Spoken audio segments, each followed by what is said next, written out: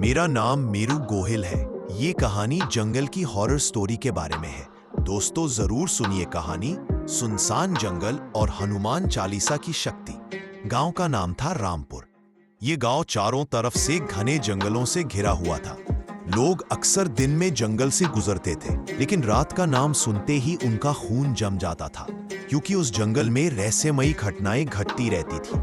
कभी किसी ने रोने की आवाज सुनी थी, कभी किसी ने हवा में उड़ती परछाई देखी थी, कभी किसी ने अपने पीछे किसी अदृश्य ताकत को महसूस किया था। गांव के बुजुर्ग कहते थे कि ये जंगल सदियों से शापित है। रात होते ही यहाँ भटकती आत्माएं जाग जाती हैं। अर्जुन उसी गांव का रहने वाला था। उसकी उम्र करीब 20 साल थी। वह पढ़ाई में होशियार और स्वभाव से निडर था। गांव में हर कोई उसे बहादुर मानता था। अर्जुन की दादी अक्सर उसे कहानियां सुनाती थी। वह कहती थी, बेटा, इंसान को सबसे बड़ी ताकत उसका विश्वास होता है।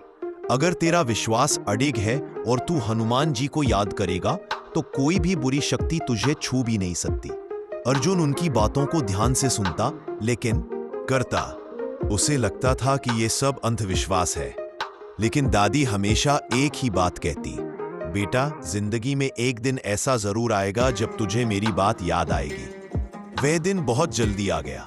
अर्जुन उस दिन शहर गया था। कॉलेज में कुछ कागजी काम निपटाने थे। वह दिन भर दौड़ धूप करता रहा। शाम होते होते वह थक गया था। जब उसने बस पकड़ी तो रात हो चुकी थी। रास्ते में अचानक बस खराब हो गई। ड्राइवर ने कहा, अब यह बस नहीं जाएगी, सुबह ही निकलेगी।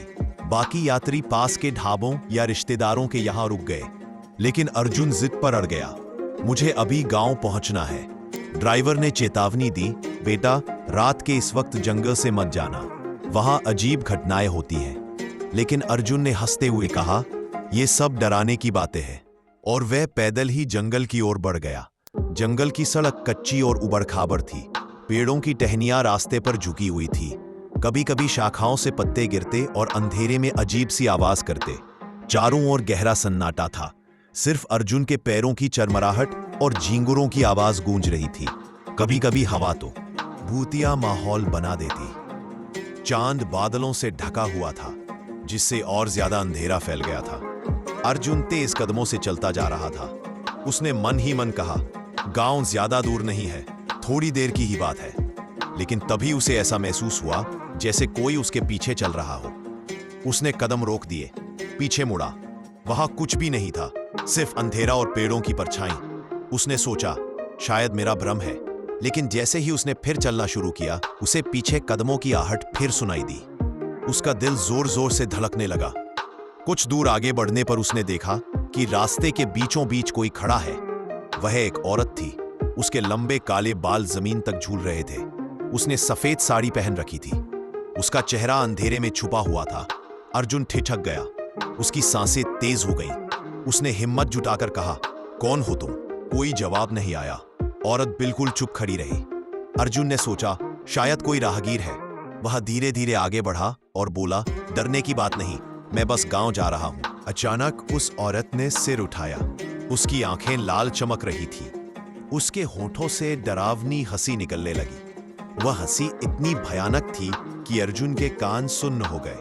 अर्जुन का खून जम गया। वह औरत धीरे धीरे उसकी ओर बढ़ने लगी। उसके पैर जमीन को छू भी नहीं रहे थे। वह हवा में तैरते हुए अर्जुन के पास आ रही थी। अर्जुन बुरी तरह कांप रहा था। उसके पैरों ने जैसे उसका साथ छोड़ दिया हो।